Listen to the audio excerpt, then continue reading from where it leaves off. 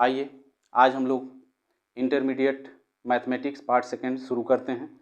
इसमें सबसे पहले इंटीग्रेशन, जिसको हम लोग हिंदी में समाकलन बोलते हैं और अंग्रेजी में जो है इंटीग्रेशन बोलते हैं।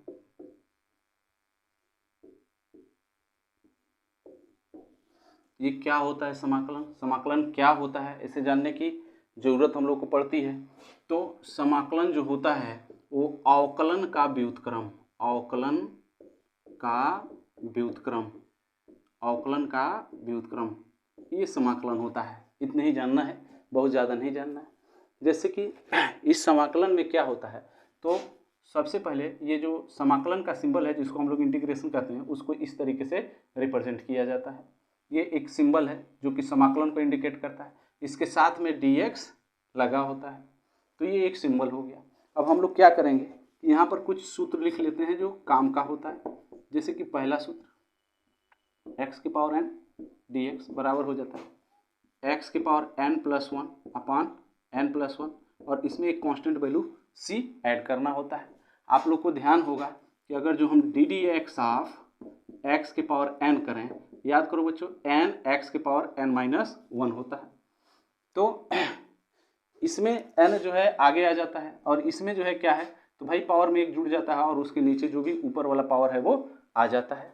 दूसरा चीज, अगर जो कहीं सिंपल इस तरीके से समाकलन दे दे और ये इस तरीके से लिखो, तो या तो इसको जो है एक लिखे या ऐसे लिखा हो, इसका मतलब केवल होता है x, और चूंकि इसमें ये जो c है, c को जो है हम लोग कांस्टेंट पद बोलते हैं, कांस्टेंट टर्म, जिसको हिंदी में अचर पद बोला जाता है।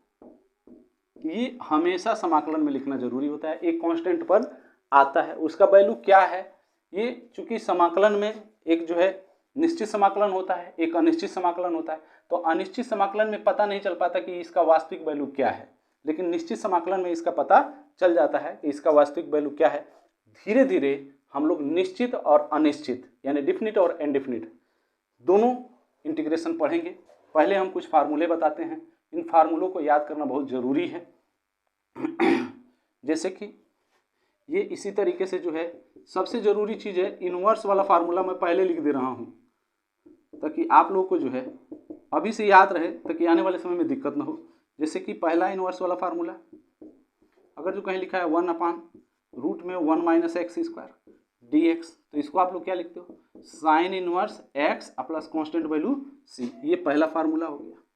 इसी तरीके से अगर कहीं लिखा 1/रूट में 1 - x² dx, और मान लीजिए यहाँ कुछ ना लिखा है, यहाँ -1 लिखा है, तो इसका मतलब यह होता है कि आप इसको cos inverse x plus constant value c लिख सकते हैं। ठीक, इसी तरीके से थर्ड फार्मूला, अगर जो कहीं लिखा है dx/1 + x², तो इसका मतलब होता है tan inverse x plus constant value c। इसी तरीके से 4 -dx/1 + x², इसका मतलब होता है cot inverse x plus constant value c। ये दो फार्मूले और हो गए। अभी शुरू में मैं सिर्फ फार्मूला ही बताऊंगा, फार्मूला बताने के बाद प्रैक्टिस शुरू करेंगे हम लोग, तो मुझे उम्मीद है कि बहुत अच्छा इसका रिजल्ट मिलेगा। इसी तरीके से एक और फार्मूला है, फार्मूले में जैसे मान लीजिए कि ये आ गया इंटीग्रेशन ऑफ x√x² -1, तो इसका मतलब क्या होता है, इसका मतलब होता है sec inverse x plus constant value c। छठा पॉइंट, -dx/x√x² -1, ये हो जाएगा cosec inverse x plus constant value c। दो फार्मूले ये हो गए, इसको आप लोग लिख लीजिए, जो बच्चे नहीं लिखे हैं वो लिख लें। और मैं ये क्लास शुरू किया हूँ तो उम्मीद करता हूँ कि आप लोग कॉपी पेन उठा करके रख लीजिए, और जैसे जैसे पढ़ाते चलता हूँ उसको लिखते चलिएगा, धीरे धीरे सारी चीज़ें समझ में आ जाएंगी। मैं इसको साफ कर रहा हूँ।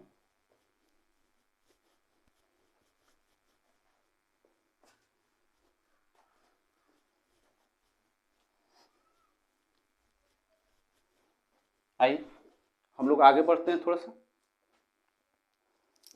अब देखते हैं कि इसमें अब लॉगरिथम वाले जो हैं ये भी देख लेते हैं सूत्र। इसमें एक फार्मूला जो होता है ए के पावर एक्स डी एक्स होता है, तो क्या हो जाता है भाई, ये ए के पावर एक्स लॉग ए और base e plus constant value c हो जाता है। दूसरा मान लीजिए कहीं आ गया 1/x dx, तो इसका मतलब होता है log of mod x plus constant value C. देखिए log के साथ जब भी कुछ लिखा जाता है तो उसको आप लोग मॉड में लिखा करें। log के साथ कुछ भी लिखिए, इसको मॉड में लिखिए, क्योंकि log का निगेटिव वैल्यू जो है वो डिफाइन नहीं होता है, तो पॉजिटिव वैल्यू ही इसका लिखा जाता है। दूसरा चीज ये, और इसी तरीके से कुछ और भी फार्मूले हैं, जैसे कि ट्रिग्नोमेट्री वाले भी फार्मूला है। तो इसमें जैसे मान लीजिए कि पहला फार्मूला इसका समाकलन इंटीग्रेशन ऑफ साइन एक्स, ये क्या हो जाएगा भाई, साइन एक्स का इंटीग्रेशन क्या होता है, minus cos x plus constant value C. दूसरा चीज कॉस एक्स डी एक्स बराबर sine x plus constant value C, इस तरीके से। तीसरा integration of sec square x D x बराबर ये हो जाता है 10x plus constant value C. इसी तरीके से fourth cosec square x D x बराबर, देखिए ये कुछ ऐसे फार्मूले हैं जिसमें जैसे मान लीजिए सेक स्क्वायर आया है, तो सेक स्क्वायर के साथ हम लोग जो है ये 10x लगा लिए, लेकिन जब 10x वाली बात होगी या 10x वाला फार्मूला लिखना होगा तो उसके लिए हम लोगों को अलग से जो है देखना पड़ेगा कि कैसे इसको लिखा जाए, क्या उसका मेथड है। जैसे कि यहाँ कोसेक स्क्वायर एक्स है तो ये minus cot x plus constant value C होता है। ये 4 फार्मूले हो गए इसके त्रिकोणमिति के।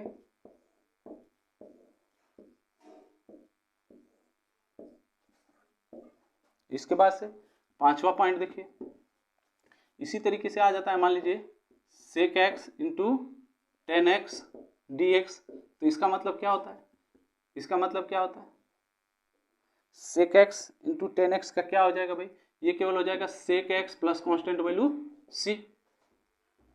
इसी तरीके से 6 point cosec x into cot x dx बराबर हो जाएगा minus cosec x plus constant value C. 2 फार्मूले ये हो गए।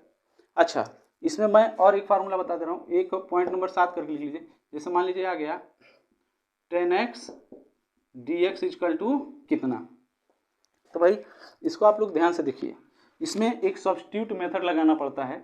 मैं डायरेक्ट इसका फार्मूला लिख दे रहा हूँ, जैसे कि जिन बच्चों को पता है उनके लिए थोड़ा सा समझा दूँ। जैसे ये 10x है, इसको लेट कर लेते हैं 10x को अगर जो सपोज कर लेंगे कि ये जो है t है, तो हम इसको इस तरीके से लिख सकते हैं sine X upon cos X equal to T हो गया। अब यहाँ हम लेट कर लेते हैं,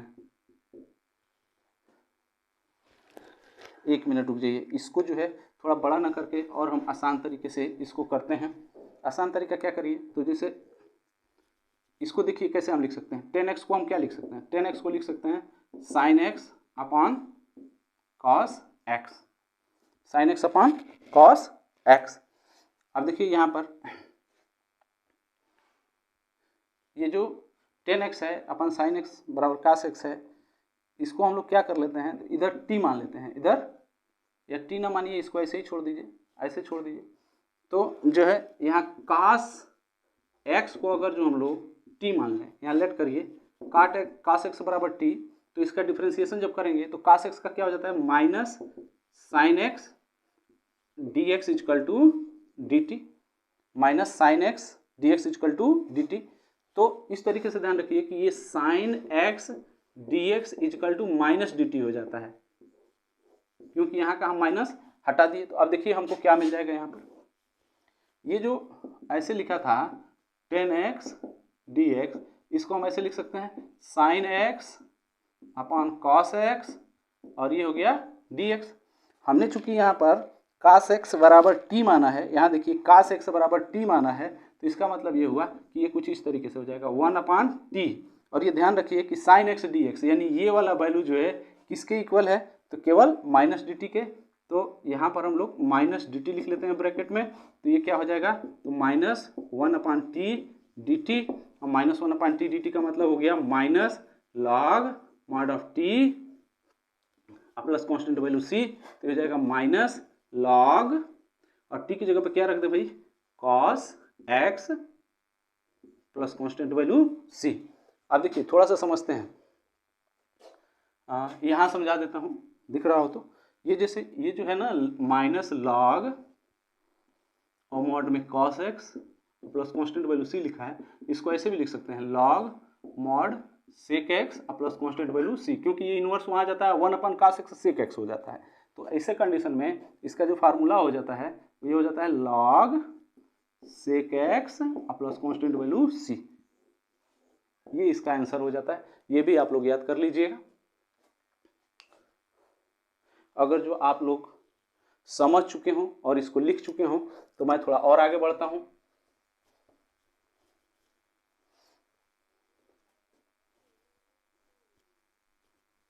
यहां देखते हैं, जैसे वो पॉइंट हो चुका है उसी तरीके से ही एक पॉइंट हमारे पास ये मिलता है कि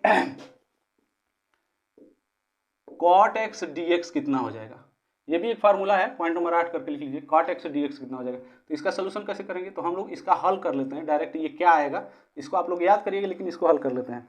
ये cot x का मतलब हो जाता है cos x upon sin x और dx। हम यहाँ क्या करते हैं, तो यहाँ लेट कर लेते हैं, लेट मतलब माना क्या, sin x equal to t। ये हम बताएंगे अभी कि क्यों हम कैसे मानेंगे और किन जगहों पर मानना पड़ेगा, तब जाकर के हमारा कैलकुलेशन होगा। लेकिन अभी चूंकि मैं फार्मूला बता रहा हूं, इसलिए आप लोग को बिना ये बताए कि कम माने कम ना माने, मैं इसको केवल आगे बढ़ाते चला जा रहा हूं। जब कैलकुलेशन कराऊंगा तो सारी चीजें बताऊंगा। तो sin x बराबर t है। ऐसे स्थिति में क्या है, तो इसका हम लोग डिफ्रेंसिएशन करते हैं। ये differentiating with respect to x differentiation करेंगे तो sin x का क्या हो जाएगा, cos x। लेकिन इधर dt है तो ये क्या हो जाएगा, dt dx। ये dx इसके साथ लिख लीजिए, तो cos x dx equal to dt। ये ध्यान रखिएगा, अब बार बार हम लोग जो है dt dx नहीं लिखेंगे, dx इसके साथ लिखेंगे और dt को बाहर कर देंगे, यानी यही वाला फॉर्मेट डायरेक्ट लिख देंगे।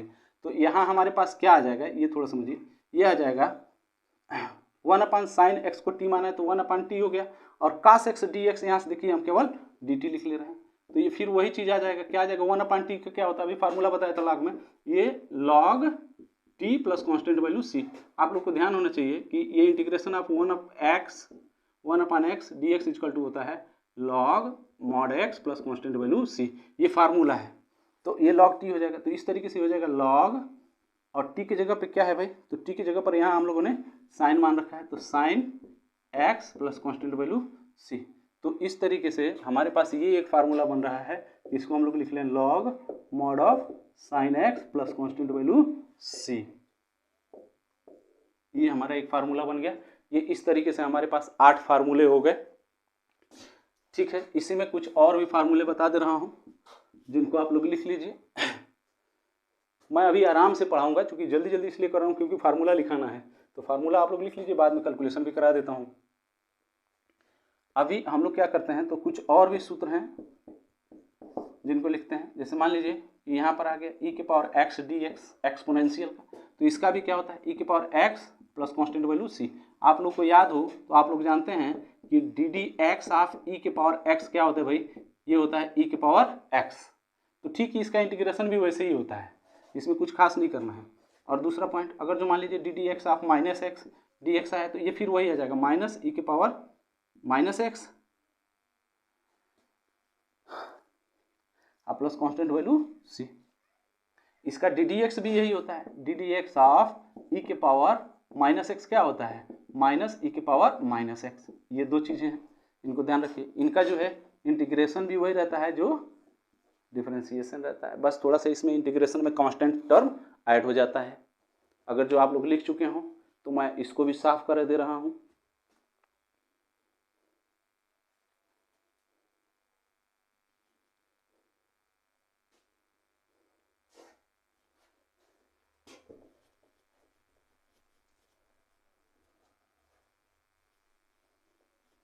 हम लोग जो है पूरा सिलेबस इंटरमीडिएट का धीरे धीरे कंप्लीट करेंगे।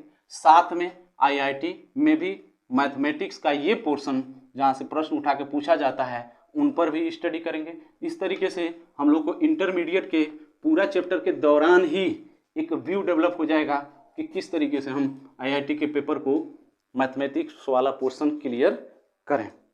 आइए अब हम लोग कुछ चीज़ें कैलकुलेशन के रूप में करते हैं। जैसे मान लीजिए कि हम एग्जाम्पल कुछ ले लेते हैं और कैलकुलेशन करते हैं। जैसे हम पहला सूत्र जो है, पहले सूत्र पर थोड़ा चर्चा कर लें। पहला सूत्र मैंने बताया था कि x के पावर n dx का मतलब क्या होता है। तो इंटीग्रेशन ऑफ x के पावर n dx का मतलब इंटीग्रेशन ऑफ x के पावर n dx मतलब क्या हुआ, x के power n plus 1 upon n plus 1 plus constant value c। ये हमारे पास एक फार्मूला है। हम इससे संबंधित कुछ प्रॉब्लम्स को करते हैं। जैसे एग्जाम्पल फर्स्ट हमारे पास आ गया, क्या आ गया भाई, x के पावर 5 dx इंटीग्रेशन करना है। तो क्या हो जाएगा, बहुत सिंपल सा है, क्या हो जाएगा, x के पावर 5 प्लस 1 नीचे 5 plus 1 plus constant value c। तो जैसे n प्लस 1 का मतलब, n का मतलब तो नेचुरल नंबर होता है। n मतलब क्या होता है भाई, नेचुरल नंबर। और नेचुरल नंबर का मतलब क्या हुआ, धन। नेचुरल नंबर का मतलब 1 2 3 4 ऐसे आप समझिए। या नेचुरल नंबर का मतलब ये होता है कि जो नंबर गिनने के काम आते हैं उन्हें ही हम नेचुरल नंबर कहते हैं। यानी 1 2 3 4 5 6 7 8 9 10 इस तरीके के नंबर नेचुरल नंबर की श्रेणी में आते हैं। तो यहाँ n का मतलब, जैसे यहाँ पर n 5 है, n मतलब 5, तो 5 में 1 जोड़ेंगे तो कितना हो जाएगा, 6। तो ये हो जाएगा x के power 6 upon 6 plus constant value c। ये हमारा आंसर हो गया। ये ध्यान रखिएगा, इस तरीके के कैलकुलेशन को आप ऐसे करेंगे। अच्छा चलिए, मान लीजिए एक और क्वेश्चन आया हमारे पास। एक एग्जाम्पल हमारे पास ये आया, दूसरा एग्जाम्पल है ये लिख दिया 5 के पावर x dx और कह रहा है इसका इंटीग्रेशन करिए। तो याद करिए कि मैंने एक सूत्र बताया है कि a के पावर x dx, और अगर जो इसका इंटीग्रेशन निकालना है तो a के power x upon log a और base e plus constant value c होता है। तो इसको आप लोग डायरेक्ट लिख दीजिए 5 के power x upon log a की जगह पे 5 base e plus constant value c। ये हमारा एक आंसर हो जाएगा। इस तरीके से इन छोटी छोटी चीज़ों पर हम फोकस करके एक अच्छा रिजल्ट हासिल कर सकते हैं। हाँ, कुछ चीज़ें हैं जैसे कि ये जो प्रॉपर्टीज हैं, प्रॉपर्टीज अभी बाद में पढ़ाएंगे, वो निश्चित समाकलन में है, डेफिनेट इंटीग्रल का हिस्सा है। लेकिन ये प्रॉपर्टीज की ये जो इंटीग्रेशन है ये कैसे डिस्ट्रीब्यूट होता है, तो ये प्लस माइनस दोनों पर डिस्ट्रीब्यूट होता है। जैसे मान लीजिए कि ये एक क्वेश्चन है हमारे पास कि integration of sec square X plus 5 के power x plus 1 upon X और प्लस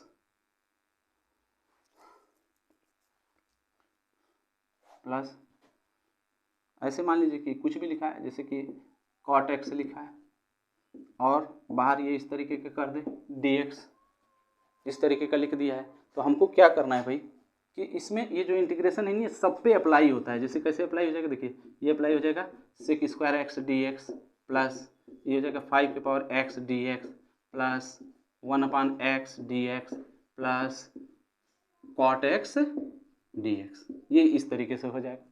अब हम लोग क्या करेंगे, तो इसमें अगर जो आगे बढ़ते हैं तो सेक स्क्वायर एक्स का वैल्यू क्या होता है भाई, integration of sec square X क्या हो जाएगा 10x प्लस, अब देखिए अब एक ही बार सब इसमें भी कांस्टेंट टर्म आएगा, इसमें भी आएगा, इसमें भी आएगा, इसमें भी आएगा, लेकिन चूंकि ये एक ही टर्म के लिए है इसलिए ओवरऑल सब लास्ट में ले जा करके और सिर्फ एक कांस्टेंट टर्म लिख देंगे। तो 10x प्लस 5 के पावर x का क्या हो जाएगा भाई, 5 के power x upon log 5 base e।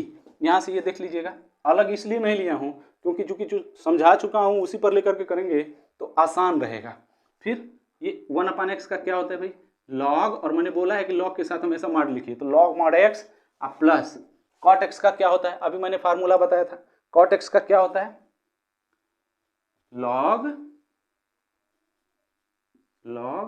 mod of sin x और प्लस कॉन्स्टेंट वैल्यू c। इस तरीके से हमको एक आंसर मिल जाएगा। मेरे ख्याल से आप लोग को ये समझ में आ रहा होगा। धीरे धीरे हम लोग अप्लाई करते जाएंगे और इस चीज़ को समझते जाएंगे और बड़ी आसानी से हम लोग को समझ में आ जाएगा कि ये पूरा इंटीग्रेशन मतलब क्या है। हम लोग जो है इंटरमीडिएट के मैथ्स का पार्ट सेकंड भी पूरा कंप्लीट करेंगे। तो सबसे पहले इसमें कुछ चीज़ें बता दे रहा हूँ, इसको जान लीजिए। चलिए हम लोग जो है पार्ट सेकंड का चैप्टर शुरू करते हैं। फर्स्ट जैसे एक चैप्टर है एक्सरसाइज 7.1, ये मैथ्स पार्ट सेकंड है, मैथ्स पार्ट सेकंड। इसमें एक्सरसाइज 7.1 है। ये क्या लिखा है तो इन प्रश्नों को देख करके ही हम हल करते हैं।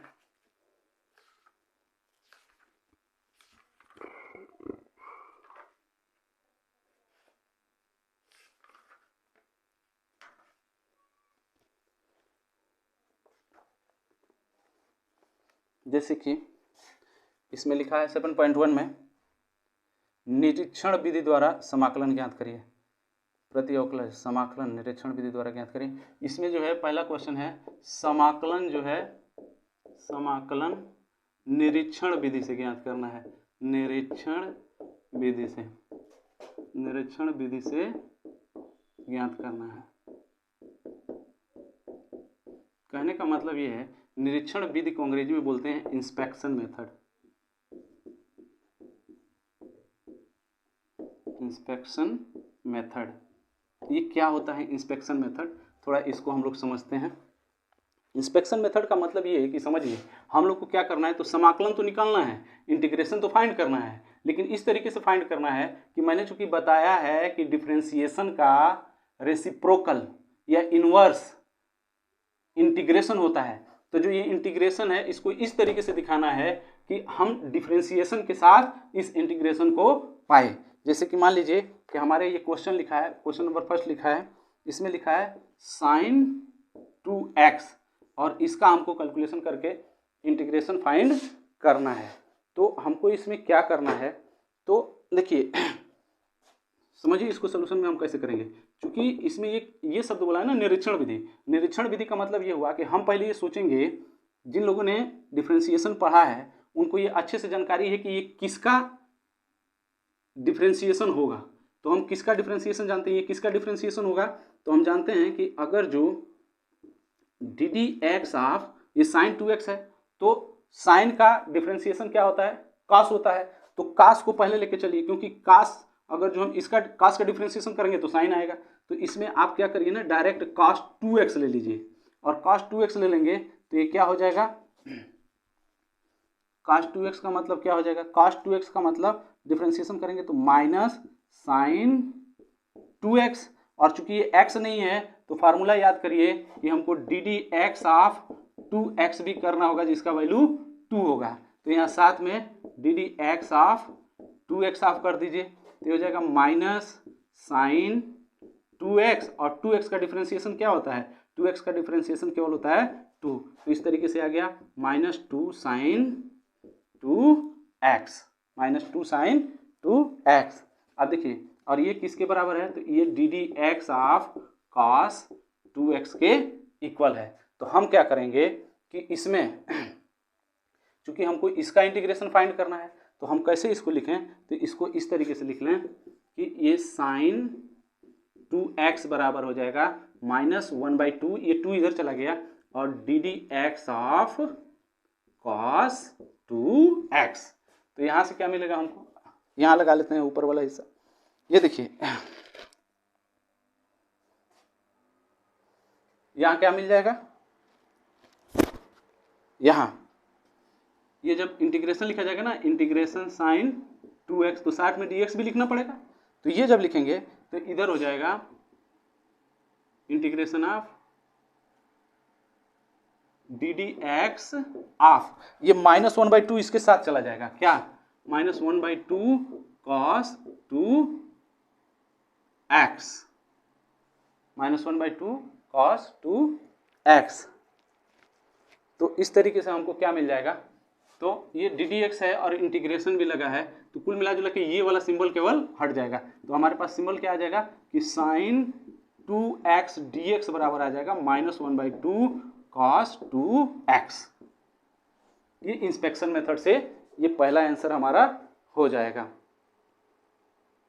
और इसमें जो है आप क्या करेंगे, तो एक कांस्टेंट टर्म लगाया जाता है, तो उस कांस्टेंट टर्म को यहां पर लिख लीजिए।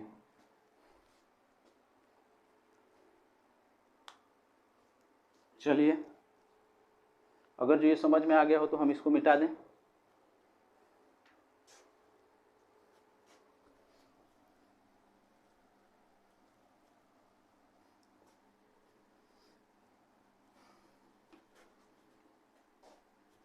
इंस्पेक्शन मेथड जो है इसको लेके बहुत ज़्यादा परेशान होने की ज़रूरत नहीं है, बहुत आसानी से लग जाएगा।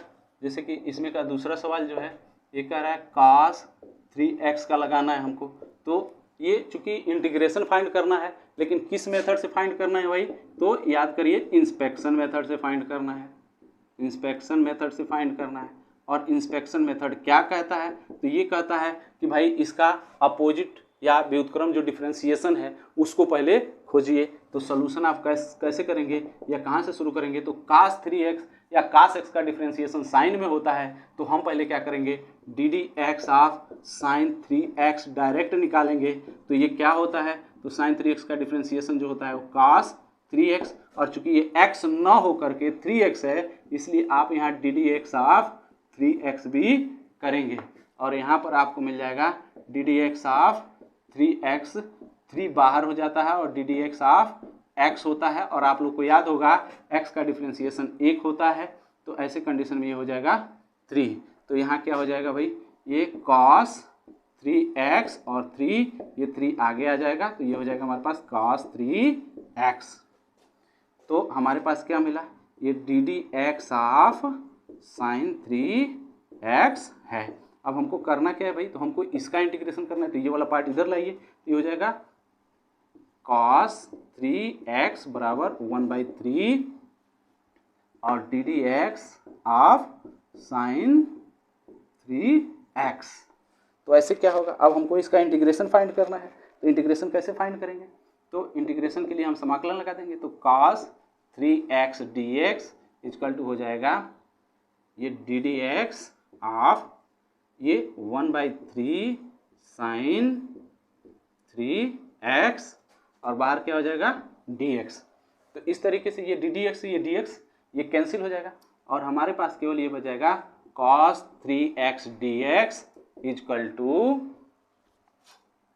cos 3x dx equal to 1/3 sin 3x plus constant value c। ये हमारे पास एक आंसर आ जाएगा।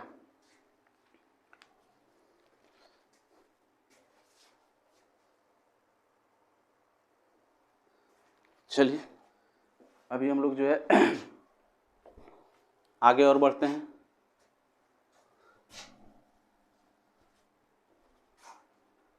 हमारे ख्याल से ये कोई बहुत ज़्यादा टेढ़ा नहीं है कि आप लोग जो है इसको लेकर के बहुत परेशान होंगे। हम देखते क्या है, तो एक हमारा नेक्स्ट प्रश्न जो है तीसरा वाला e के पावर 2x है। तीसरा सवाल क्या है, तो ये e के पावर 2x dx हमको फाइंड करना है। तो हम क्या करेंगे, सॉल्यूशन में चूंकि इंस्पेक्शन मेथड लगाना है, तो हम समझते हैं कि ddx ऑफ e के पावर 2x क्या होता है भाई। तो आप लोग को फार्मूला याद है क्या, e के पावर x, अगर जो हमको ddx ऑफ e के पावर x फाइंड करना है तो इसका वैल्यू होता है e के पावर x। तो इसी तरीके से हो जाएगा e के पावर 2x, लेकिन ये x न होकर के 2x है, तो साथ में ddx ऑफ 2x भी आप करोगे। जो लोग डिफरेंशिएशन पढ़े हैं उनको ये समझ में आ रहा होगा, जो लोग नहीं पढ़े हैं वो इंतजार करें ये कैसे हो रहा है, मैं इसको भी समझा दूंगा। तो यहाँ क्या हो जाएगा, e के पावर 2x और 2x का डिफरेंशिएशन केवल 2 होता है, तो इस तरीके से आ जाएगा 2e के पावर 2x और ये है ddx ऑफ e के पावर 2x। तो अगर हम यहाँ से e के पावर 2x को फाइंड करें तो ये हो जाएगा 1/2 और ddx ऑफ e के पावर 2x।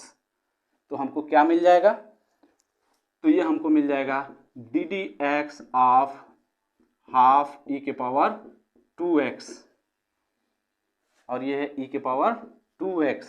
तो हम क्या करते हैं, अगर जो इनका इंटीग्रेशन फाइंड करते हैं तो e के power 2x dx equal to क्या हो जाएगा, तो ddx ऑफ हाफ e के पावर 2x। जब इस कैलकुलेशन को पूरा करेंगे तो साथ में ये dx यहाँ लिखे रहिए, dx से ये ddx समाप्त हो जाएगा। तो इस तरीके से हमारे पास आ जाएगा e के power 2x dx equal to half e के पावर 2x और कांस्टेंट वैल्यू c लगा लीजिएगा, ये हमारा आंसर हो जाएगा। इसको लिखिए आप लोग।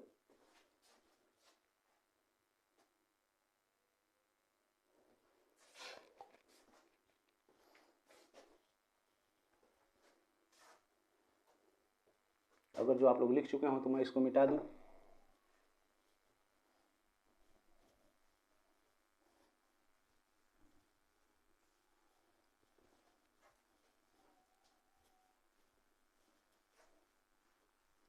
आइए हम लोग नेक्स्ट प्रश्न पर चलते हैं। प्रश्न लिखा है,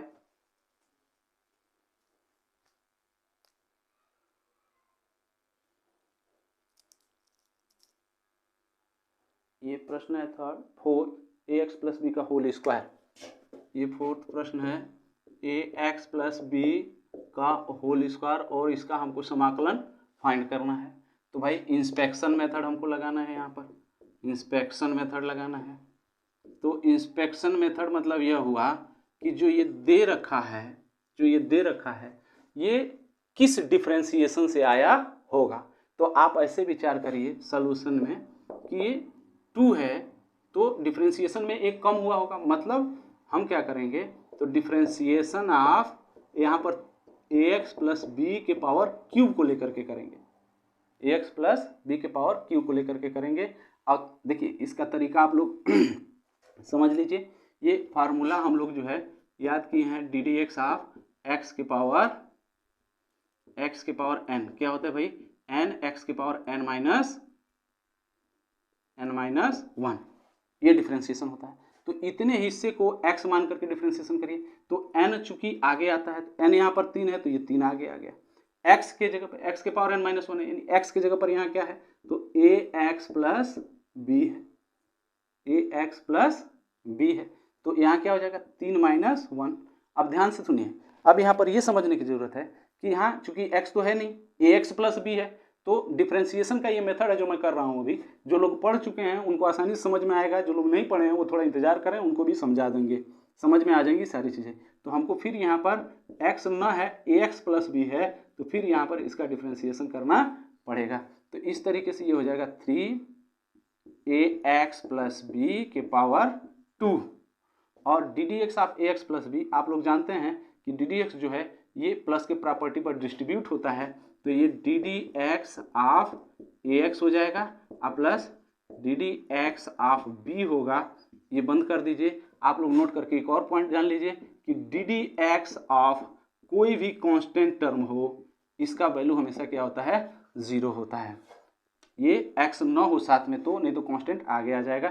ये एक सूत्र है, एक तरीके से समझ लीजिए। और दूसरा मान लीजिए कि डी डी एक्स ऑफ कोई a x लिखा है, तो a बाहर हो जाता है और डी डी एक्स किस पर अप्लाई होता है, सिर्फ x पर, और x का डी डी एक्स 1 होता है, तो केवल यहाँ पर क्या बच जाएगा, a बच जाएगा। इसी तरीके से यहाँ पर आप लोग देखिए, ये हो जाएगा 3 और ये हो जाएगा ax प्लस बी इसका होल स्क्वायर, और इसका कर देंगे तो ये हो जाएगा a और b का वैल्यू हो जाएगा 0। तो इस तरीके से यहाँ केवल a बचेगा, ये आ जाएगा 3a और ये ax प्लस बी का होल स्क्वायर। अब देखिए यहाँ पर है क्या ओरिजिनली, तो ये है D D X of ax plus B का होल क्यूब। हम क्या करेंगे, अभी ये खत्म नहीं हुआ, हम इसमें और आगे बढ़ेंगे।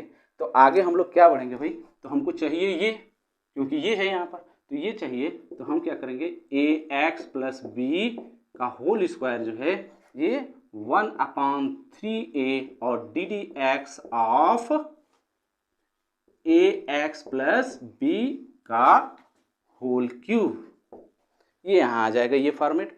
इसका बाकी हिस्सा मैं यहाँ लगा दे रहा हूँ। तो ये कुछ इस तरीके से आ जाएगा कि अब हमको समाकलन करना है, तो ये हो जाएगा ax प्लस बी का whole square dx equal to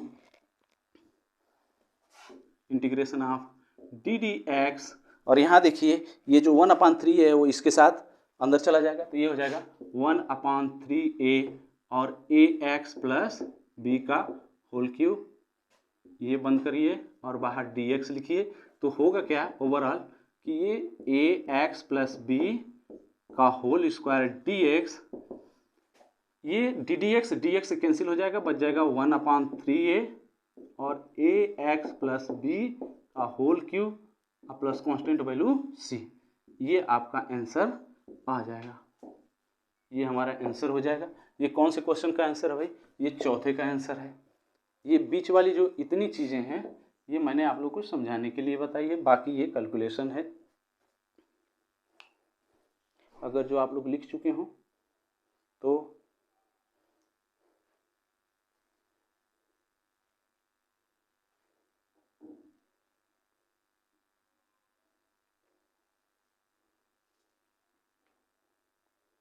इसको बता दें।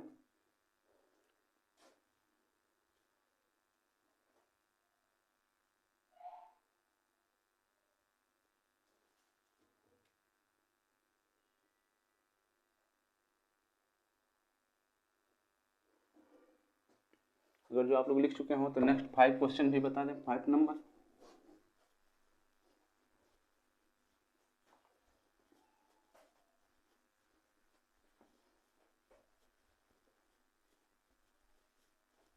आइए हम लोग क्वेश्चन नंबर 5 देखते हैं। क्वेश्चन नंबर 5 क्या लिखा है? sin 2x माइनस 4e के पावर 3x। ये क्वेश्चन नंबर 5 है। लिखा है sin 2x माइनस 4e के पावर 3x, 4e के पावर 3x, और इसका हमको इंटीग्रेशन करना है। लेकिन किस मेथड से करना है भाई? तो बाय इंस्पेक्शन मेथड।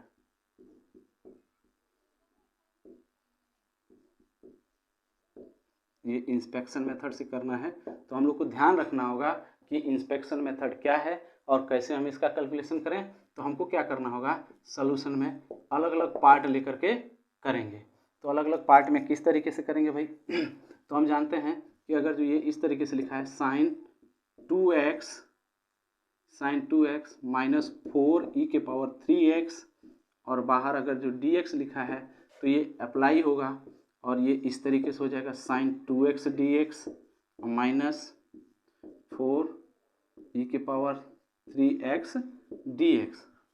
हम क्या करते हैं कि यहाँ इस वाले पार्ट को पहले लेके चलते हैं, इसको इक्वेशन फर्स्ट बना लेते हैं, इस वाले पार्ट को पहले लेके चलते हैं। यानी हम यहाँ ddx ऑफ, ऐसे सोचिए कि sin 2x कैसे आया होगा, तो ddx ऑफ हम लोग cos 2x अप्लाई करते हैं। तो cos 2x का डिफ्रेंसिएशन क्या होता है भाई? ये होता है माइनस sin 2x और फिर ddx ऑफ 2x।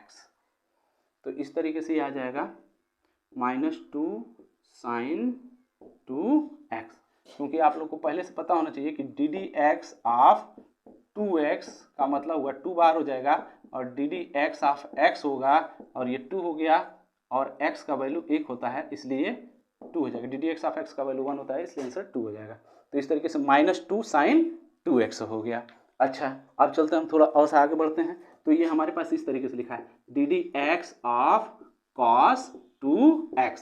अब देखिए हमको चाहिए क्या? sin 2x। तो हम यहाँ पर क्या करते हैं, sin 2x लिखते हैं, तो ये हो जाएगा -1/2 और ddx ऑफ cos 2x। तो अब देखिए हम थोड़ा सा इसको और आगे बढ़ते हैं, या यहाँ पर आ जाते हैं ऊपर। यहाँ क्या लिख लें भाई?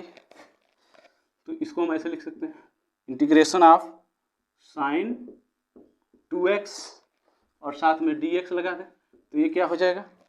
ये हो जाएगा integration of ddx of -1/2 cos 2x और बाहर dx। इस ddx से ये dx कैंसिल हो जाएगा, तो इस तरीके से आ जाएगा sin 2x dx बराबर -1/2 cos 2x plus constant value c1 यहाँ मान लीजिए, क्योंकि इसमें 2 पार्ट है इसलिए c1 c2 2 बार कर लेंगे। पुनः अगेन अभी इसमें एक और पार्ट बाकी है। क्या बाकी है इस पार्ट में? तो अभी ये बाकी है क्या, 4e के पावर 3x, 4e के पावर 3x। तो हम लोग क्या करते हैं कि ये 4e के पावर 3x का हम अगर जो ddx करें तो हमारे पास क्या आएगा 4, ये तो बाहर हो जाएगा, और ddx क्या आएगा, ddx आ जाएगा e के power 3x, ddx of e के पावर 3x, तो ये हो गया 4, और ddx ऑफ e के पावर 3x का मतलब e के पावर 3x, और ddx ऑफ क्या, x ना होकर के 3x है तो 3x का फिर ddx, तो 3x का फिर ddx का मतलब यहाँ समझिए, अगर जो ddx ऑफ 3x लिखा है तो इसको हम ऐसे लिख सकते हैं कि 3 बाहर हो जाए और ddx ऑफ x हो जाए, तो इस तरीके से 3 बाहर और x का 1, तो कुल मिला जुला के आया 3। तो इस तरीके से हो जाएगा 4e के पावर 3x, और 3x में 3 बाहर हो जाएगा तो केवल x का हो गया 1। तो इस तरीके से हमारे पास आया क्या, तो आया 3 और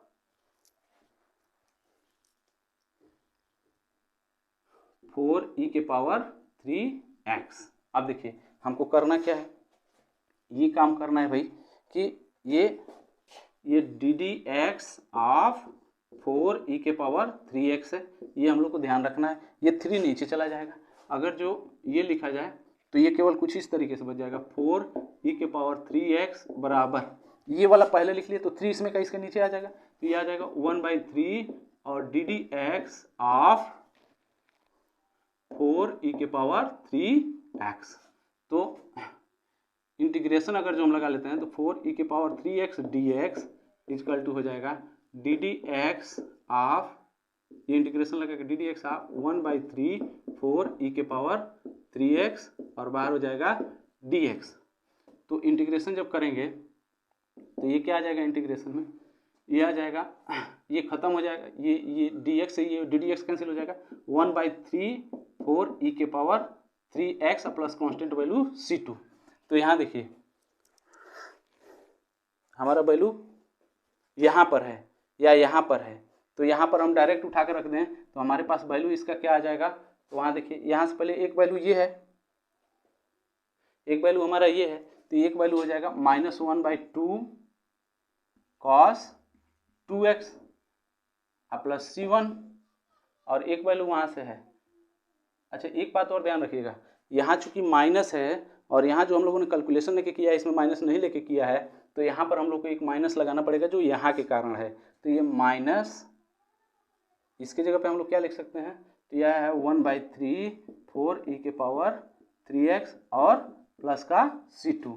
अगर जो ये समझ में आ गया हो तो मैं इसको थोड़ा मिटा दूं और इसका आंसर यहाँ पर कैलकुलेट करके लिख देता हूँ, माइनस कामा ले लेंगे तो 1/2 cos 2x, अच्छा माइनस रहने दीजिए, तो -1/2 cos 2x माइनस 1/3 या 4/3 e के power 3x plus c, where c is equal to c1 plus c2। इस तरीके से ये माइनस होगा ना, चूंकि माइनस यहाँ लगा है, ये माइनस लगा है, तो यहाँ माइनस लगा है तो इसके जो भी टर्म होंगे वो माइनस में आएंगे, तो c बराबर यहाँ पर c1 प्लस c2 ना लिख करके c1 माइनस c2 लिख लीजिए, बाकी ये हमारा आंसर हो गया। चलिए हमारे ख्याल से ये आप लोग को समझ में आ गया होगा। अब हम लोग के पास जो चीज़ें हैं वो बेहद आसान है, कोई बहुत टफ नहीं। मैं पेन का स्याही ले लूँ थोड़ा, पेन में स्याही ख़त्म हो गया है।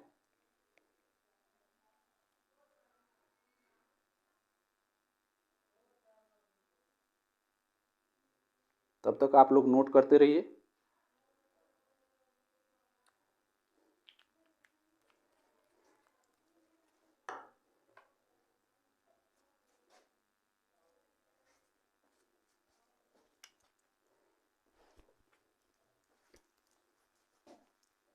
चलिए अब मैं इसको साफ कर रहा हूँ। मेरे ख्याल से अगर जो इंस्पेक्शन मेथड से कुछ भी आएगा हल करने के लिए तो आप लोग कर लेंगे, लेकिन इंस्पेक्शन मेथड थोड़ा सा विचार करने वाला मेथड है, डायरेक्ट नहीं है, इसमें डिफरेंशिएशन और इंटीग्रेशन दोनों साथ में लेके चलना पड़ रहा है।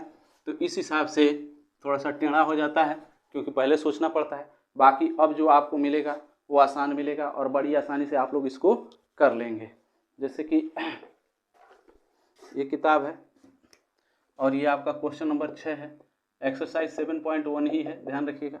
और ये लिखा है इंटीग्रेशन ऑफ 4e⁻³ प्लस 1 और बाहर लिखा dx। देखिए हम लोग कैसे करेंगे, तो ये अप्लाई हो जाएगा 4e⁻³ dx प्लस 1 dx। इसको थोड़ा हम लोग लेके करेंगे, इसमें थोड़ा सब्स्टिट्यूट मेथड लगाना पड़ेगा।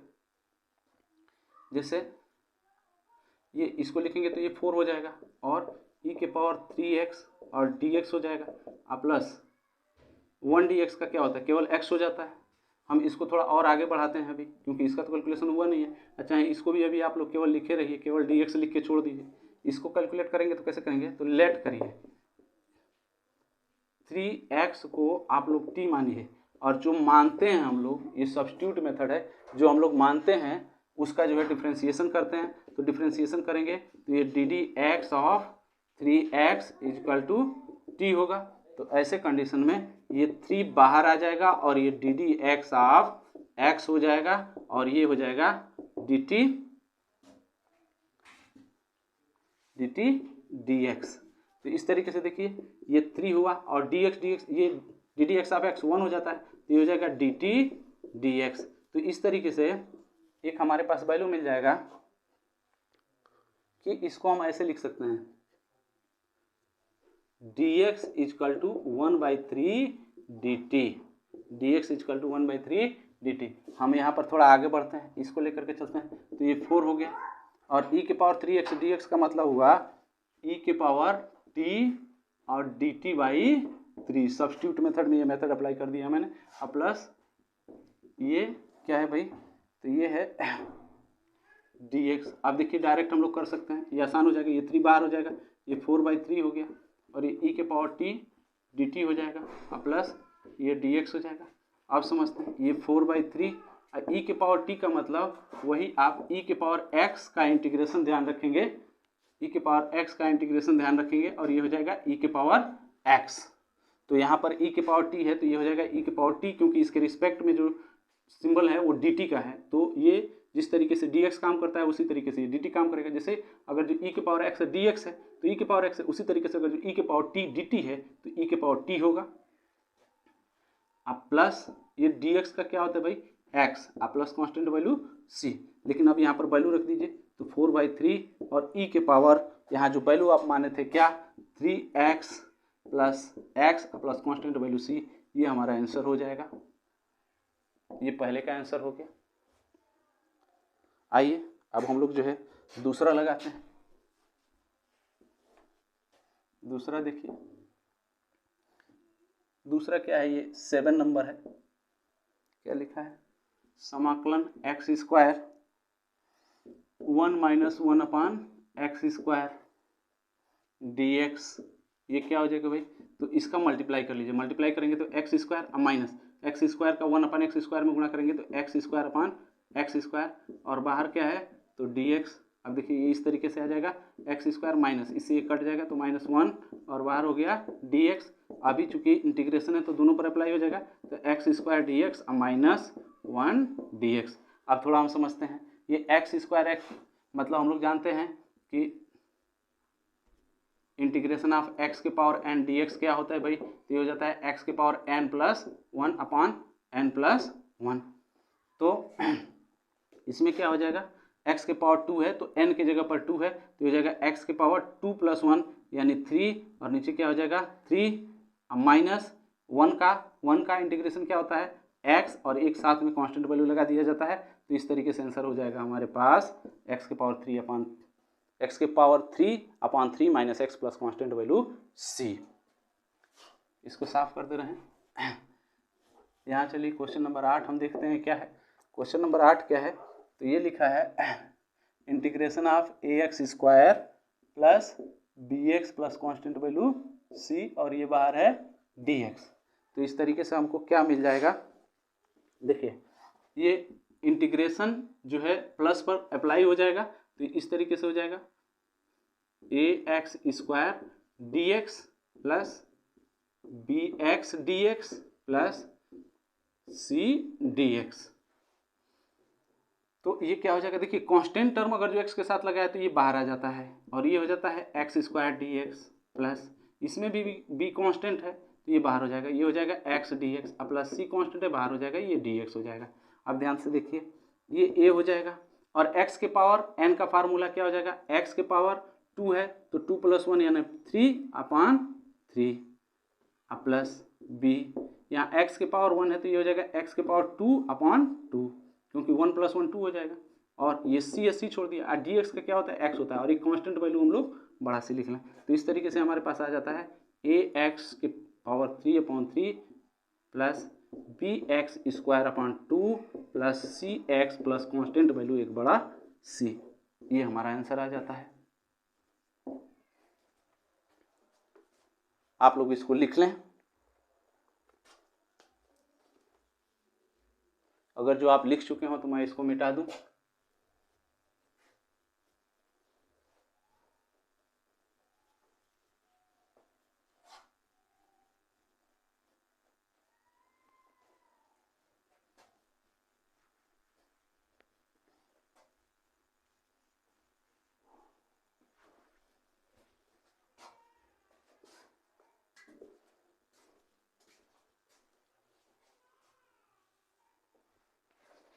चलिए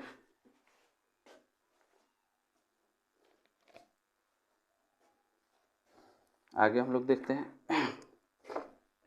ये क्वेश्चन नंबर 9 है, क्या लिखा है, integration of 2x² plus e की पावर x dx। मैंने पहले ही बता दिया है भाई कि प्लस ऑपरेशन पर ये इंटीग्रेशन अप्लाई होता है तो 2x² dx plus integration of e की पावर x dx। ध्यान से देखिए ये कांस्टेंट टर्म है 2 आगे आ जाएगा x² dx और प्लस ये हो जाएगा e की पावर x dx। अब क्या हो जाएगा 2 बाहर हो गया और x² वही फार्मूला x के पावर n यानी इंटीग्रेशन क्या हो जाएगा x के पावर n+1/n+1 यानी n की जगह पर यहाँ पर 2 है तो ये डायरेक्ट x के पावर 3/3 और प्लस e के पावर x का e के पावर x होता है, कांस्टेंट वैल्यू सी लगाना मत भूलिए, तो ये हमारा आंसर हो जाएगा। इसी तरीके से क्वेश्चन नंबर 10 क्या है, तो ये लिखा है इंटीग्रेशन ऑफ √x - 1/√x का होल स्क्वायर dx। तो ये क्या हो जाएगा, इसका स्क्वायर जब करेंगे तो √x a - b का होल स्क्वायर, फार्मूला याद करिए क्या होता है, a - b का होल स्क्वायर क्या होता है भाई, a² प्लस b² - 2ab। तो यहाँ से अप्लाई करिए तो ये √x का स्क्वायर प्लस 1/√x का स्क्वायर माइनस 2 × √x × 1/√x और इसको एक ब्रैकेट में रखिए और बाहर dx कर लीजिए। तो ये √x का स्क्वायर क्या होता है भाई, तो केवल x, ये समझिएगा। यहाँ चलते हैं, ये x dx प्लस ध्यान से देखिएगा 1/x dx, √2 से √2 कैंसिल। चले अभी केवल x आप लोग लिखिए, dx साथ में मत लिखिए, प्लस 1/x - 2 और बाहर लिख लीजिए dx। तो हमारे पास कुछ इस तरीके से आ जाएगा कैलकुलेशन, x dx ये अप्लाई हो जाएगा सब पे, plus integration of 1/x dx - 2 integration of dx। 2 बाहर लिख लिया इसलिए कि वो कांस्टेंट टर्म है तो भाई वो इंटीग्रेशन के बाहर ही लिखा जाता है। तो x का क्या हो जाएगा भाई, x के पावर 1 है तो वही n x के पावर n वाला फार्मूला है, यानी इंटीग्रेशन होगा x के पावर n का, तो x के पावर n+1/n+1, यहाँ n की जगह पर 1 सपोज करिए तो ये 1 जुड़ेगा तो कितना हो गया 2, तो x के पावर 2/2 प्लस 1/x dx। ये फार्मूला होता है, क्या होता है, log ऑफ mod x - 2 और dx का होता है x plus constant value c। ये हमारा एक आंसर हो जाएगा। चलिए आगे बढ़ते हैं, ये हमारे पास एक क्वेश्चन नंबर 11 है, integration of x³ plus 5x² minus 4/x² dx क्या हो जाएगा भाई। इसका पहले कैलकुलेशन कर डालिए। देखिए इंटीग्रेशन जहाँ भी करना हो तो जो भी कैलकुलेशन है पहले कैलकुलेशन कंप्लीट करते हैं, उसके बाद ही इंटीग्रेशन करते हैं। तो ये क्या हो जाएगा x³ plus 5x² minus 4/x²। और बाहर क्या हो जाएगा dx। तो यहाँ 3 है यहाँ 2 है तो कटेगा तो केवल बच जाएगा 1। यहाँ 2 से 2 कैंसिल हो गया तो केवल बच जाएगा 5। यहाँ माइनस 4/x² बच जाएगा। अब इस पर जो है इंटीग्रेशन जब हम अप्लाई करेंगे तो ये कुछ इस तरीके से हो जाएगा x dx plus integration of 5 dx minus integration of 4/x² dx। तो ये इस तरीके से हो जाएगा भाई x dx प्लस 5 बाहर निकाला केवल dx माइनस 4 और इसको x के पावर -2 dx। ये इस तरीके से लिख लीजिए। अगर जो इस तरीके से होगा तो हम लोग थोड़ा सा और आगे अगर जो बढ़ जाएं तो अब हम डायरेक्ट कर डालते हैं कैलकुलेशन। यहाँ पर x का क्या हो जाएगा इंटीग्रेशन x²/2 प्लस 5 dx से केवल तो x माइनस 4 और x के पावर इसका इंटीग्रेशन करिए x के पावर माइनस मतलब ये -2 + 1/-2 + 1 प्लस कॉन्स्टेंट वैल्यू c। तो इस तरीके से हमारे पास क्या निकल के आ जाएगा x²/2 प्लस 5x और यहाँ -4 है और ये -2 बचेगा तो ये हो जाएगा प्लस का 4 और x के power -1 plus constant value c। तो इसको हम ऐसे भी लिख सकते हैं x²/2 plus 5x plus 4/x plus constant value c। ये हमारे पास एक आंसर हो जाएगा। इसको लिख लीजिए।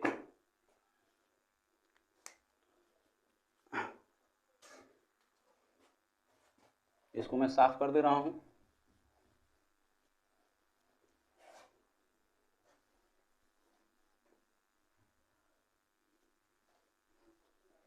आइए आगे बढ़ते हैं।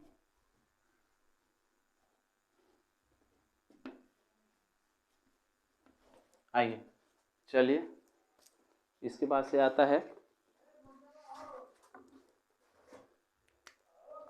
Question number 12। देखिए क्या लिखा है। ये लिखा है x³ प्लस 3x + 4/√x और यहाँ पर dx। तो हमको क्या करना है ये x³ प्लस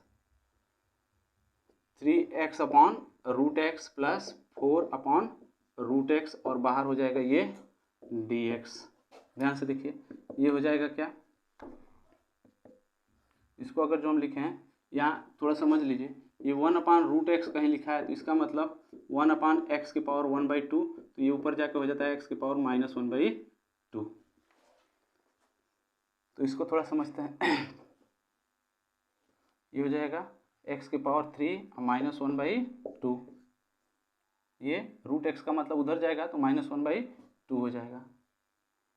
इसको भी ब्रैकेट में लिखिए प्लस ये 3x⁻1 -1/2 प्लस 4 और x⁻−1/2 ये बाहर करके dx लिख लीजिए। तो इस तरीके से ये हो जाएगा x की पावर कितना तो 3, ये 3 दूना 6, 6 में से 1 चला गया तो क्या बच जाएगा 5/2। तो x की पावर 5/2 प्लस ये 3x की पावर 1/2 क्योंकि 1 में से आधा चला गया तो आधा बच जाएगा प्लस ये 4 और x की पावर -1/2 ये बाहर जो है हमारा dx है।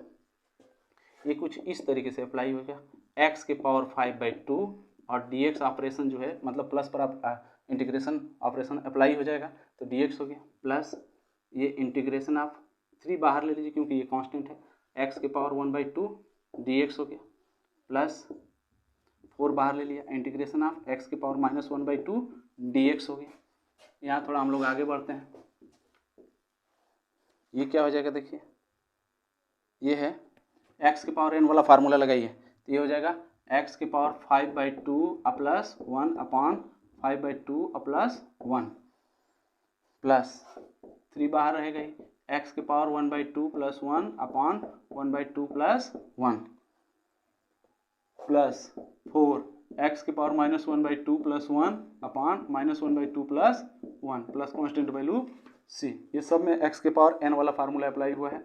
यहाँ एलसीएम ले लेंगे 1 तो 2 हो जाएगा, 5 2 कितना हो जाएगा 7, तो एक्स के पावर 7/2 अपॉन 7/2 प्लस ये हो जाएगा 3 और x के पावर आधा और 1 मिल के हो जाएगा 1.5 तो 3/2 बटा 3/2 प्लस ये 4, 1 में से आधा चला जाएगा तो x के पावर 1/2 नीचे हो जाएगा 1/2 और आप चाहें तो ये कांस्टेंट वैल्यू c लिख लें। इसको चाहें तो थोड़ा और एक्सपेंड करना तो ये हो जाएगा 2/7 x के पावर 7/2 प्लस 3 दूना कितना हो जाएगा 6/3 और x के पावर 3/2 प्लस 4 दूना 8 x के power 1/2 plus constant value c।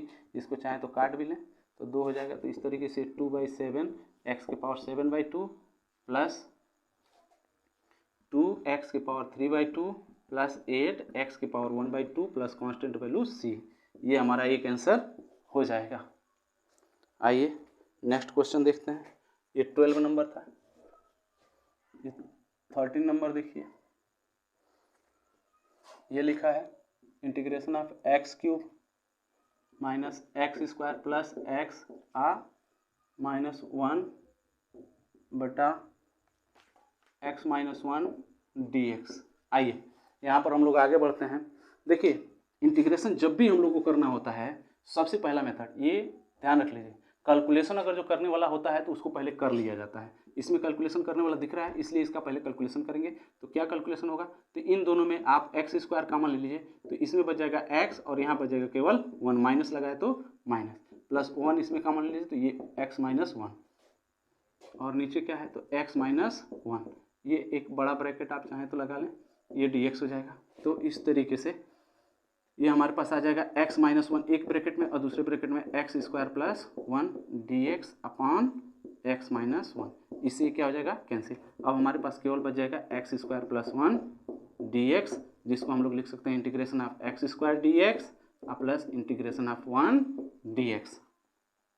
तो ये क्या हो जाएगा भाई, तो x² dx का मतलब क्या हो जाएगा x के पावर 3 अपॉन 3 प्लस 1 का क्या हो जाएगा x plus constant value c। ये हमारा आंसर हो जाएगा। चलिए अगर जो आप लोग ये लिख चुके हो तो मैं इसको भी मिटा दूं।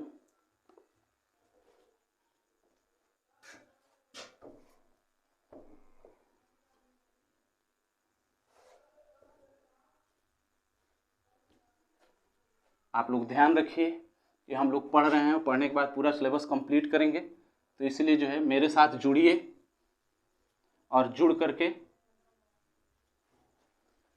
अपने दोस्तों को भी बताइए ताकि अधिक से अधिक मेरा चैनल सब्सक्राइब हो सके और साथ में जो है हम लोग एक बड़ी उपलब्धि को हासिल कर सकें। आइए क्वेश्चन नंबर 14 हम लोग देखते हैं क्या लिखा है। ये लिखा है इंटीग्रेशन ऑफ 1 - x और √x dx, √x dx। इसके साथ हम मल्टीप्लाई कर दें तो ये क्या हो जाएगा √x माइनस इसका इसमें मल्टीप्लाई होगा तो x√x और बाहर dx। तो इसको लिख सकते हैं x के पावर 1/2 माइनस ये x के पावर 1 है और x के पावर 1/2 dx, ये ब्रैकेट में लिखिए। तो ये हो जाएगा ऐसे x के पावर 1/2 माइनस ये डायरेक्ट कर लेते हैं x के पावर 1/2 dx माइनस ये हो जाएगा 1 और आधा मिलके 1.5 हो जाएगा तो x के पावर 3/2 dx। अब देखिए इसमें हो जाएगा x के पावर 1/2 में 1 जोड़ देंगे तो ये 3/2 अपॉन 3/2 माइनस x के पावर 3/2 है तो 3/2 और प्लस 1 करेंगे तो उसमें एलसीएम लेंगे तो 3 और 2 5/2 बटा 5/2 प्लस कांस्टेंट वैल्यू c। तो इसमें कुछ और कैलकुलेशन करना चाहें तो इसको ऐसे लिख सकते हैं 2/3, क्योंकि ये पलट जाता है जब ये 3 नंबर हो तो ये पलट जाता है, ये 3/2 जो है वो 2/3 हो जाएगा और x के पावर क्या हो जाएगा 3/2 माइनस 2/5 और ये हो जाएगा x के power 5/2 plus constant value c। ये हमारे पास आंसर हो जाएगा।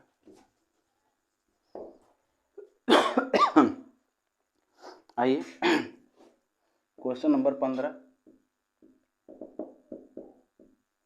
साथ में चलिए हमारे integration of √x 3x² plus 2x plus 3 और साथ में लिखा है dx।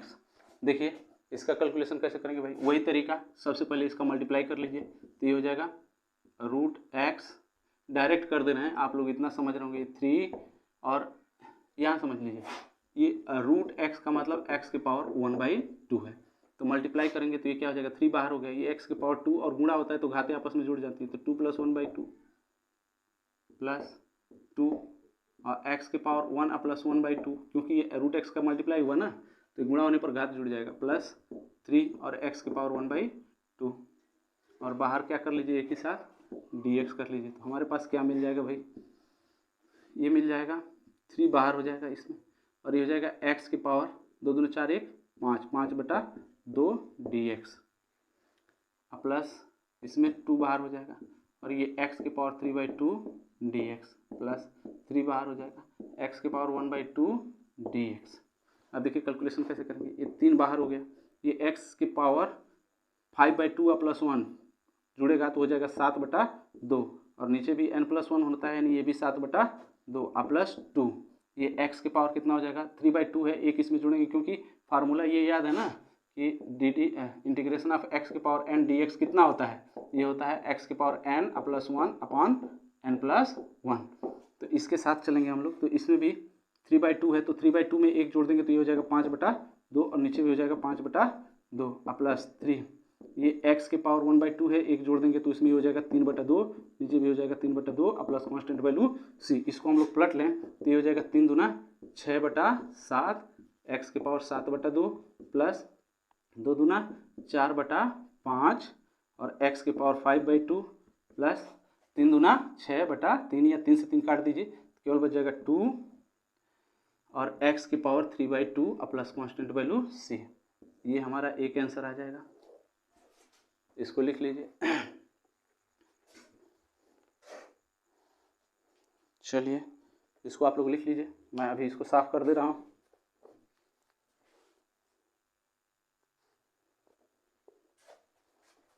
आइए अभी हम लोग आगे बढ़ते हैं और इसको मिटा दें अगर जो आप लोग लिख चुके हो तो।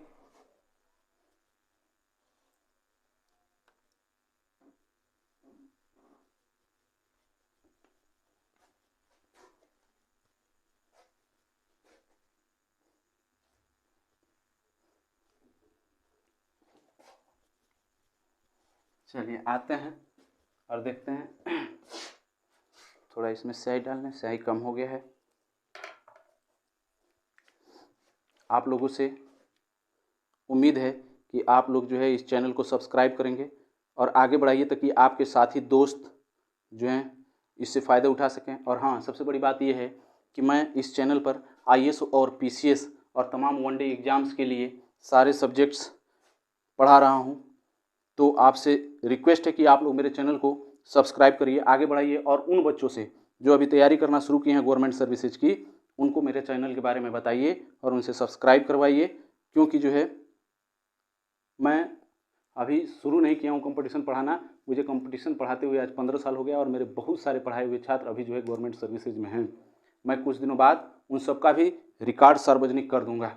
अभी आप लोग जो है मेरे साथ जुड़िए और केवल इसी चैनल को ना देखिए, मेरे जो और भी सब्जेक्ट्स हैं जिसमें सिविल सर्विसेज के लिए आपको जो है ज्योग्राफी में मिल जाएगा, कॉन्स्टिट्यूशन में भी पढ़ाया जाएगा और वनडे एग्जाम्स के साथ CSET जो सिविल के लिए है वो भी पूरा इस पर पढ़ाया जा रहा है।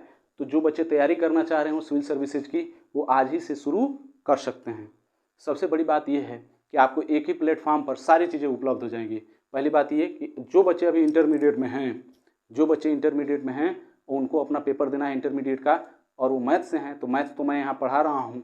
बाकी इसके साथ ही जिनको नहीं पता कि आने वाले समय में हम क्या करें, वो लोग अभी से जो मैं मैटर इस पर दे रहा हूँ चैनल पर लिख करके रख लें ताकि उनके काम आ सके।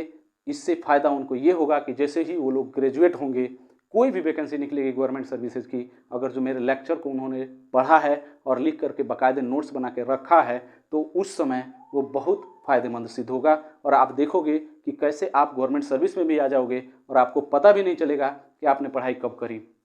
तो मेरे साथ जुड़े रहिए, इस चैनल को प्रमोट करिए और सब्सक्राइब करके आगे बढ़ाइए। आइए क्वेश्चन नंबर 14 तक हो चुका है, नहीं क्वेश्चन नंबर 15 भी हो गया। क्वेश्चन नंबर 16 हमको बताना है। क्वेश्चन नंबर 16 देखिए क्या लिखा है, ये लिखा है integration of 2x minus 3 cos x plus e की पावर x dx। देखिए ये आपको मिल जाएगा 2x dx माइनस 3 बाहर कर लीजिए, integration of cos x dx plus ये इंटीग्रेशन ऑफ ई की पावर x dx। इससे क्या है 2 बाहर हो जाएगा, x dx माइनस 3 बाहर कर लीजिए, cos x dx plus e की पावर x dx।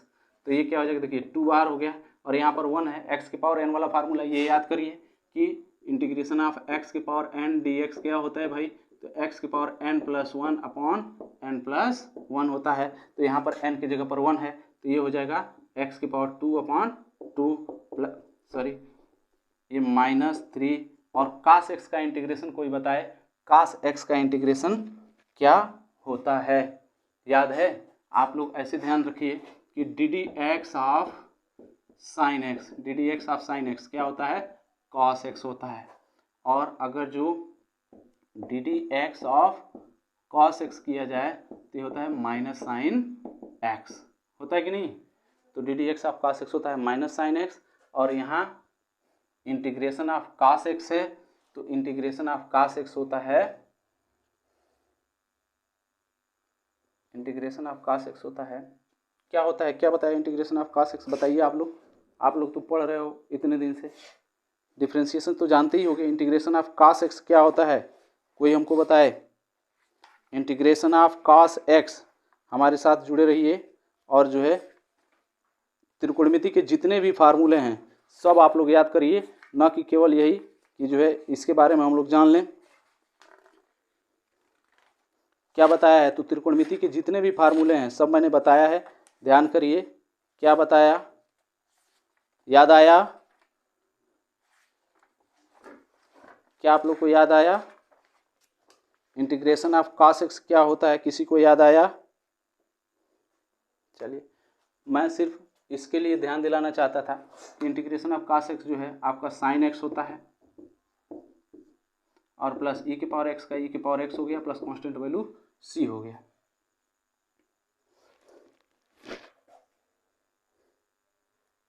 तो ये क्या हो जाएगा हमारे पास, 2 से 2 कैंसिल हो गया, ये हो गया एक्स स्क्वायर माइनस 3 और 3 साइन एक्स प्लस ई की power x plus constant value C, ये हो गया हमारा आंसर। इसको आप लोग लिख लीजिए।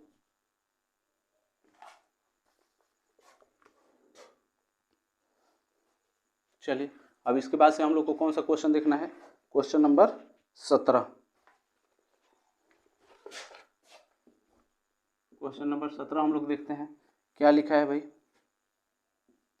2x square minus 3 sine x plus 5 root x D x.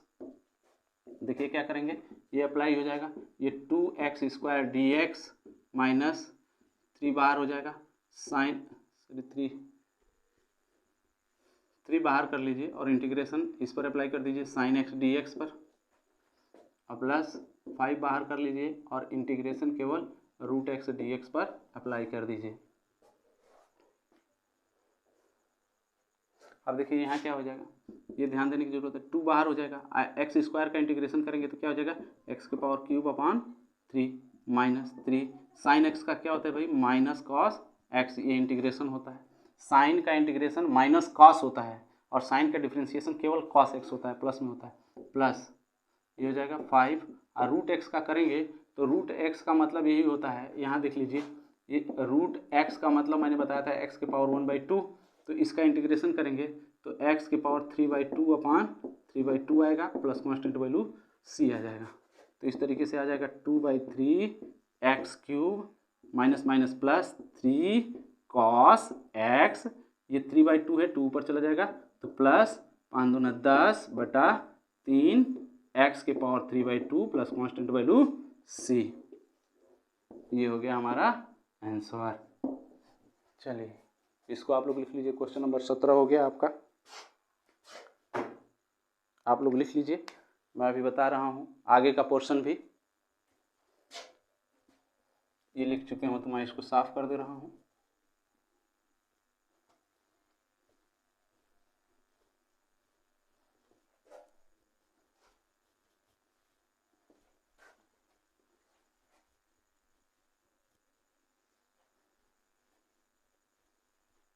चलिए नेक्स्ट 7.1 का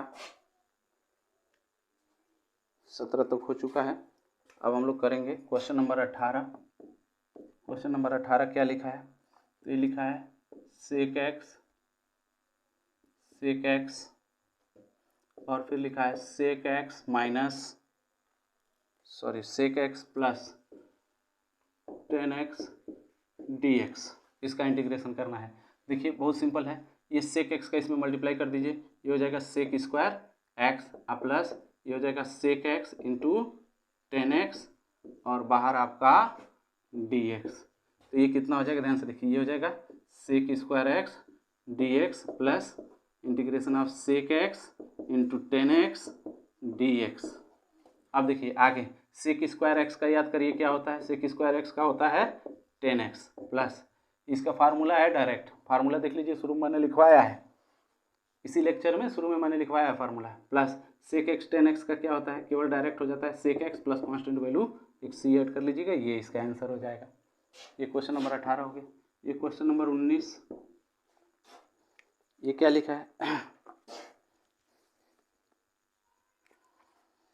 ये लिखा है sec square x upon cosec square x और लिखा है dx। देखिए इसको हम लोग ऐसे लिख सकते हैं कि ये sec square x 1 upon cos square x, 1 upon cos square x और इसको थोड़ा इक्वल टू के यहाँ रखते हैं 1 अपॉन कोसेक स्क्वायर एक्स को 1 अपॉन साइन स्क्वायर एक्स और बाहर dx।